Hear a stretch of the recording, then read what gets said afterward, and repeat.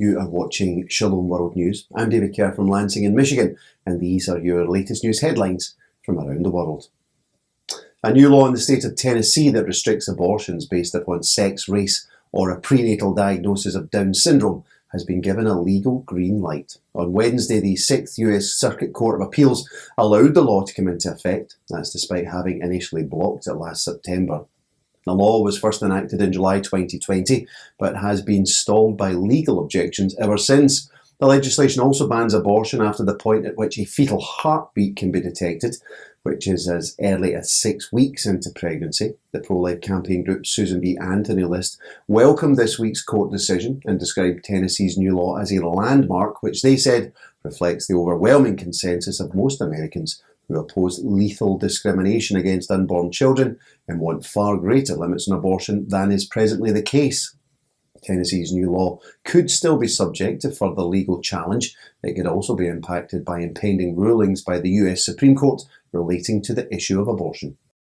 Meanwhile, the Governor of South Dakota has signed a new bill banning males who claim to be female from competing in girls' or women's sports. The move by Governor Kristi Noem makes South Dakota the 10th state in the US to ban so-called transgender athletes from female-only competitions. Governor Noem says her bill is a defence of federal civil rights legislation barring sex discrimination in schools and educational programs. According to several media reports, the new regulation will apply to all state-accredited schools in South Dakota. The bill is due to go into force on July the 1st, but it may encounter further legal hurdles before then. Thousands of people across France have taken part in a week-long series of events focused on the theme of persecuted Christians. The events have been organised by the pontifical charity Aid to the Church in Need. They took place between January the 20th and 28th under the theme of Night of Witness. Those who took part saw portraits of 13 Christian martyrs killed for their faith in 2021, carried in procession to altars at various cathedrals and basilicas in various cities, including Marseille, Chartres and Paris. Meanwhile, the World Council of Churches has urged the Palestinian Authority to probe the recent attacks upon Christians in the West Bank.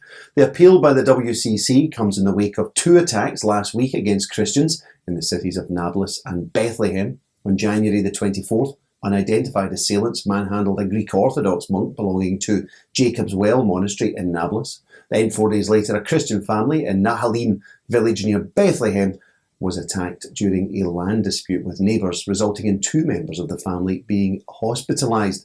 The World Council of Churches, which is a global coalition of Orthodox churches and Protestant communities, say the culprits must be brought to justice and that such attacks must never happen again. The Holy See has opened its first ever apostolic nunciature or Vatican Embassy in the United Arab Emirates. The nunciature is situated in the Gulf nation's capital city of Abu Dhabi. To mark the occasion, one of the Vatican's most senior officials offered Holy Mass in Abu Dhabi's St. Joseph's Cathedral on Wednesday. Archbishop Edgar Peña-Parra of the Secretariat of State told the congregation that the physical presence of an apostolic nunciature is a further sign of the Holy Father's pastoral solicitude for the people of the United Arab Emirates, especially the Catholic community, since the nunciature is rightly called the Pope's house. The Vatican and the United Arab Emirates have enjoyed diplomatic relations since 2007.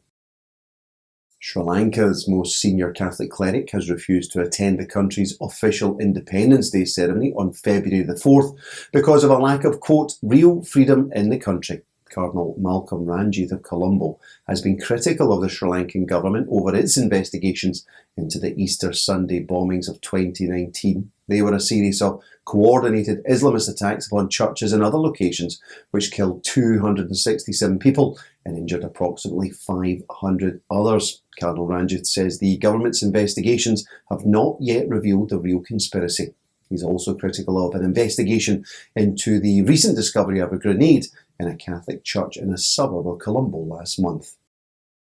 Firefighters say that a blaze that ripped through the thatched roof of a 1,000-year-old English church has caused real significant damage to the historic building. The fire at St Mary's Parish Church in the Norfolk village of Beechamwell is thought to have been started by a spark from welding equipment being used by workmen who were fixing the church's roof. 10 fire engines and around 60 firefighters were called to the scene of the fire at about 10:45 on Wednesday night. The Church of St Mary the Virgin dates back to the 11th century. It was Catholic until the English Reformation of the 16th century, when it was converted for use by the new Anglican Church of England. An investigation into the cause of the fire has been launched. Finally, Pope Francis has appointed a new Archbishop of Glasgow in Scotland. He's the Right Reverend William Nolan, who is currently the Bishop of Galloway in the southwest of the country. The 68-year-old cleric has held that post for the past 7 years. He's also the chair of the Scottish Bishops' Commission on Justice and Peace. Bishop Nolan says he was initially shocked to be appointed as Archbishop of Glasgow, but he was now turning his thoughts to the challenges that lie ahead. Bishop Nolan succeeds Archbishop Philip Talia, who died in January of last year. The roots of the Archdiocese of Glasgow date back to the 6th century and to the city's founder and patron, St Kentigern. Bishop Nolan will be installed as the 41st successor of St Kentigern on February the 26th. Congratulations to Bishop-elect Nolan and Miltos Annos. Well, that's your latest news headlines for now. Do join us for more tomorrow. You can also visit us at swnews.org for news updates. Shalom.